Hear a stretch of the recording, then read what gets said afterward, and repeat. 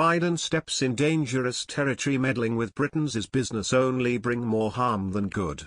Joe Biden has come under furious attack from Britons after a prominent Tory MP warned the president's interference in Brexit has sunk the UK's special relationship with the US to an all-time low. Andrew Bridgen heavily criticised the US president for continuing with attempts to influence talks on the Northern Ireland Protocol. The Conservative MP claimed Mr. Biden's misguided actions are having a detrimental impact on diplomatic ties. His furious outburst comes after it was claimed the US is continuing to impose tariffs on UK steel and aluminium amid fears over the Northern Ireland Protocol. The Biden administration is worried the UK government could invoke Article 16 that would legally suspend aspects of the international treaty, which Washington has warned would undermine the peace process in Northern Ireland. The Financial Times reported it had seen communication from a US commerce official which said negotiations on easing tariffs could not go ahead due to concerns over the Brexit issue.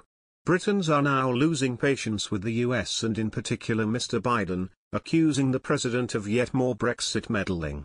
Express reader Sir Walter Raleigh said, "Anyone who removes Churchill on first day is no friend of the UK." Sanjay wrote, "If a relationship with the USA means sacrificing knee to the EU, then the relationship is not worth having."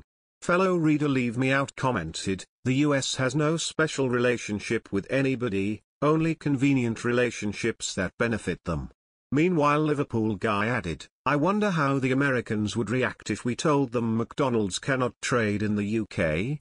Tory MP Mr. Bridgen lashed out at the US president, and told Politico, "Biden may have ordered the bust of Winston Churchill to be removed from the Oval Office, but he still appears to want to interfere in UK affairs. Due to his misguided actions, the special relationship is at an all-time low."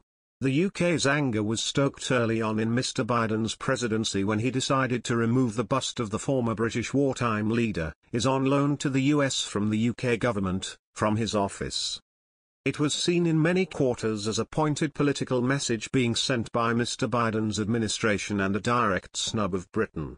Downing Street played this down at the time, stating, "The Oval Office is the president's private office, and it's up to the president to decorate it as he wishes." Number 10 has also tried to shrug off fears the US is using steel tariffs as punishment against the UK for Lord Frost's stance in Brexit negotiations with the EU. Boris Johnson official spokesman, "It is important not to conflate those two issues. They are two separate points. On the steel tariffs, we are working quite closely with the Biden administration. It is encouraging that they are taking steps to de-escalate the issue, and we are very focused on agreeing a resolution that removes damaging tariffs, which will benefit businesses on both sides of the Atlantic." On the protocol, the US shares our deep commitment to the Belfast Agreement and the peace process. The actions that we are taking are to protect the Good Friday Agreement and Northern Ireland's place in the UK single market. The Northern Ireland Protocol was negotiated as part of the Brexit deal to avoid a hard border with Ireland, by effectively keeping Northern Ireland in the EU's single market for goods. But unionists have been pressuring for it to be scrapped because of the trade barriers it has created on products crossing the Irish Sea from Great Britain. The UK and the EU have been locked in talks for months as they try to smooth the implementation of the protocol. In the Commons, Trade Minister Penny Mordaunt said the International Trade Secretary Anne-Marie Trevelyan will be discussing the tariffs issue with her US counterparts next week. "These are two entirely separate issues," Ms. Mordaunt said.